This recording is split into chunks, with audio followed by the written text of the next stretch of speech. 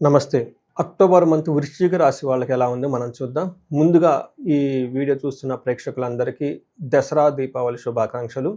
దసరా నవరాత్రులు కానివ్వండి, దీపావళి ముందున్న 5 రోజులు కానివ్వండి, ఇవి ఎంతో విశిష్టత కల రోజులు. పర్టికులర్‌గా ఎవరైతే ధనం సంపాదించాలనుకుంటున్నారో, మీలో ఉన్న నెగెటివ్ క్వాలిటీస్, నెగెటివ్ ఎనర్జీ అంతా బయటికి పోవడానికి దసరా నవరాత్రులు ఎంతో ఉపయోగము. దసరా తర్వాత దీపావళి వచ్చే ఈ 5 రోజులు చాలా ముఖ్యమైనది. పర్టికులర్‌గా ధనానికి సంబంధించి మీరు ఏదైనా గనక సంపాదించుకోవాలనుకుంటున్నా, ఐశ్వర్యాన్ని కోరుకోవాలనుకుంటున్నా గానీ, అష్టలక్ష్మి కృప మీ మీద ఉండాలనుకున్నా గానీ, దీపావళి పండుగను విశేషంగా సెలబ్రేట్ చేసుకోవడం చాలా చాలా ముఖ్యం.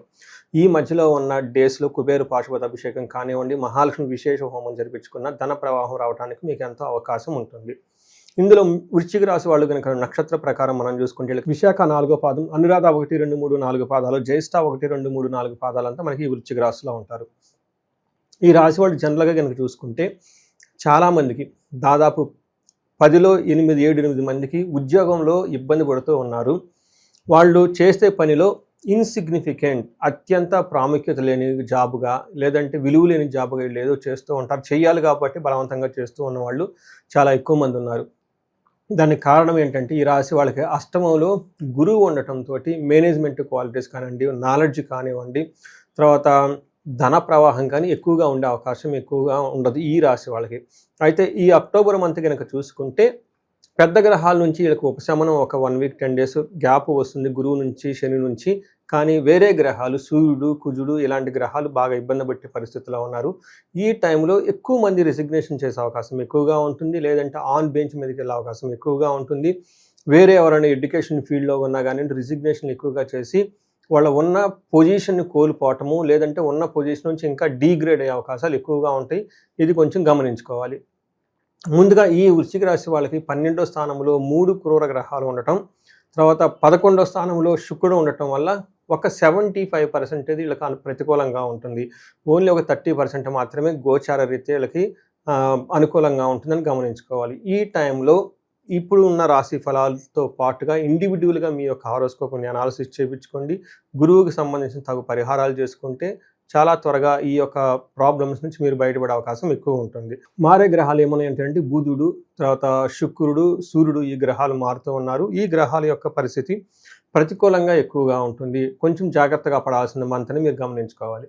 మనకి మహర్షులు లఘు గోచరం, సూక్ష్మ గోచారంలో ఏం చెప్తారంటే వార్తల్లోని ముఖ్యాంశాలలాగా 3 సాంస్క్రిట్ ముక్కల్లో చిన్న ముక్కల్లో దీని యొక్క వివరణ ఇవ్వటం జరుగుతుంటుంది. ఇందులో ధనచ్ఛేదం, వ్యాధార్తి, పరాభవం, అభయం అని చెప్తారు. అంటే విపరీతంగా ధనం ఖర్చే అవకాశం ఎక్కువగా ఉంటుంది, రోగాలు వచ్చే అవకాశం ఎక్కువగా ఉంటుంది, పరాభవం అవమానాలు జరిగే అవకాశం ఎక్కువగా ఉంటుంది. కానీ ఓవరాల్గా అభయప్రదంగా ఉంటుంది, సేఫ్ అండ్ సెక్యూర్గా ఉంటారని మనకి శాస్త్రంలో వివరించడం జరిగింది. ఇందులో సూర్యుడు 12వ ఇంట్లో ఉంటే ఏంటి రిజల్ట్ అని మీరు కనుక చూసుకుంటే 12వ ఇంట్లో సూర్యుడు ఉండటం వల్ల స్వస్థాన నాశనం చేయవ, బంధురోగ ధనవేహ, ప్రాణ పర్యంతమాపత్యం, అవమానం వ్యయే రవి అని చెప్తారు. ఈ టైంలో ప్రాణం పోయే అంతగా పరిస్థితులు ఎక్కువ ఉంటాయి. మీ చుట్టూ అవమానం జరిగే అవకాశం ఎక్కువగా ఉంటుంది, పదవిని కోల్పోయే అవకాశం ఎక్కువగా ఉంటుంది, బంధువులతోటి రోగాలు గొడవలు పడే అవకాశం ఎక్కువ ఉంటుంది. వీటితో పాటు మీరు కనుక చూసుకుంటే 6th హౌస్లో దృష్టి ఉండటంతో శత్రువులు మిమ్మల్ని అయితే ఏమీ చేయరు, బట్ మీరే ప్రాబ్లమ్స్ పడే అవకాశం ఎక్కువ ఉంటుంది. ఇదే ప్రకారంగా 12వ ఇంట్లో మనకి చూసుకుంటే కుజుడు ఉండటం వల్ల 12వ ఇంట్లో కుజుడు ఉండటంతో ప్రవాసం, వ్యాధి పీడాంచ, బంధువైరం, ధనక్షయం, దేహపీడాంచ సంచారం.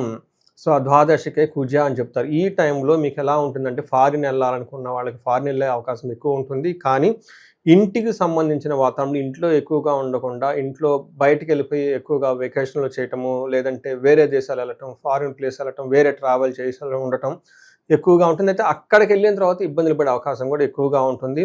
తర్వాత ధననాశనం, శరీరానికి పీడ అని చెప్తూ ఉంటారు. ఇంతే కాకుండా ధనం ఇబ్బంది పడుతూ ఉన్నా కానీ ఏదో ఒక విధంగా ధనం అయితే మరలా వచ్చే అవకాశం ఎక్కువగా ఉంటుంది.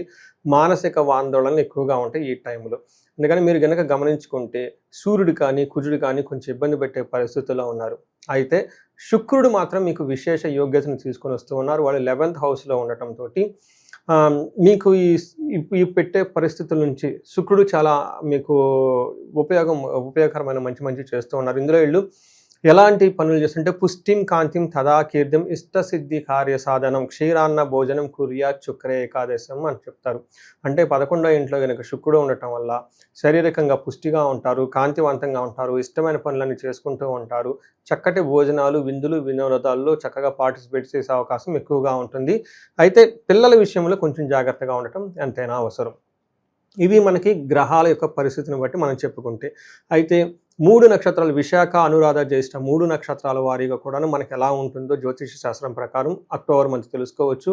నెగటివ్ సైడ్‌లో చూసుకుంటే వీళ్ళకి నాశనము, మరణము, మృత్యు భయము చూపిస్తూ ఉంటుంది. ఇక్కడ నాశనం అంటే మీరు ఇంతకుముందు ఏదైనా గనుక పని తలపెడితే అది అక్కడితో ఆగిపోతుంది. ఇక ముందుగా ఆ పని ఎళ్ళదు, అంతటితో క్లోజ్ అవుతుంది. తర్వాత నాశనం అంటే మీరు ఏదైనా లాస్ అయ్యే అవకాశం ఉంది. మీరు ఏదైనా ఉత్సాహంగా ఏదైనా పని చేస్తుంటే అందులో లాసులు వచ్చే అవకాశం ఎక్కువగా ఉంటుంది.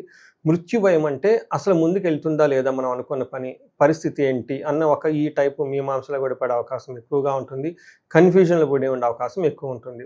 నెక్స్ట్ అనురాధ నక్షత్రం గనుక చూసుకుంటే వీళ్ళకి క్షేమంగా ఉంటారు, వస్త్రలాభం ఉంటారు, సౌఖ్యంగా ఉంటారు. విదేశాగమనము ఫారిన్ వెళ్ళే వాళ్ళకి, ఫారిన్ రిలేటెడ్ ఉన్న వాళ్ళకి చాలా లాభప్రదంగా ఉంటుంది, చక్కగా ఉంటుందని మనం తెలుసుకోవచ్చు. అయితే అనురాధ నక్షత్రం వాళ్ళకి చూస్తే ఇందులో మృత్యు భయము అంటే ఇప్పటిదాకా వీళ్ళు ఏదైనా గనక పనులు చేస్తుంటే అసలు ఈ పని ముందుకెళ్తుందా లేదా, పరిస్థితి ఎలా ఉంది, ముందు పరిస్థితి ఎలా ఉంటుంది, ఫ్యూచర్ ఎలా ఉంటుందని ఇలా ఎక్కువగా ఆలోచించి దాని గురించి ఎక్కువగా భయపడే పరిస్థితులు ఎక్కువ ఉంటుంది. నెక్స్ట్ జ్యేష్ఠ నక్షత్రం వాళ్ళకి చూసుకుంటే వస్త్రలాభం ఉంటుంది, క్షేమంగా ఉంటారు, ఫారిన్ రిలేటెడ్ వెళ్ళే అవకాశాలు ఎక్కువగా ఉంటుంది, ఫారిన్ ట్రిప్స్ వెళ్ళే అవకాశం ఎక్కువగా ఉంటుంది, లాభప్రదంగా కూడా ఉంటుంది. ఇవన్నీ మనకి నక్షత్ర ప్రకారంగా రిజల్ట్ అని మనం చెప్పుకోవచ్చు. అయితే దేహ పీడనము అని మనకు ఎక్కువగా చూపిస్తుంటుంది. ఈ ప్రకారంగా వీళ్ళకి కొంచెం హెల్త్ కాంప్లికేషన్స్ ఉండే అవకాశం ఎక్కువ ఉంటుంది.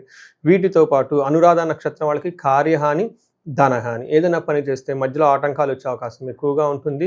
జ్యేష్ఠ నక్షత్రం వాళ్ళకి అనుకోని విధంగా ధనం కోల్పోయే అవకాశం కూడా ఎక్కువ ఉంటుంది. సో తెలుసుకున్నారు కదండి, మీకు ఇప్పుడు ఈ రాశి వాళ్ళకి, వృశ్చిక రాశి వాళ్ళకి ఎలా ఉందో.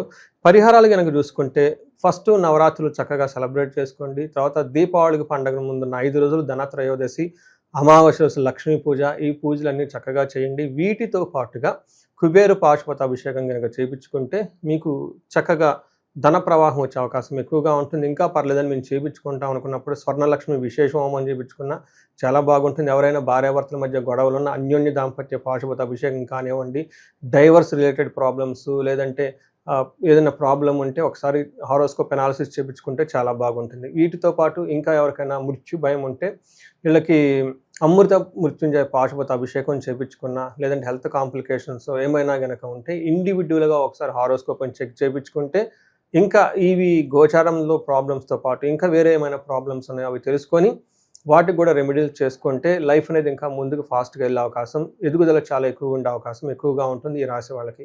ఈ రాశి వాళ్ళకి ఈ పండగ సందర్భంగా అందరికీ శుభాకాంక్షలు చెప్తూ మీకు అష్టైశ్వర్యాలు, భోగభాగ్యాలు కలగాలని చెప్పేసి కోరుకుంటున్నాను. నమస్తే.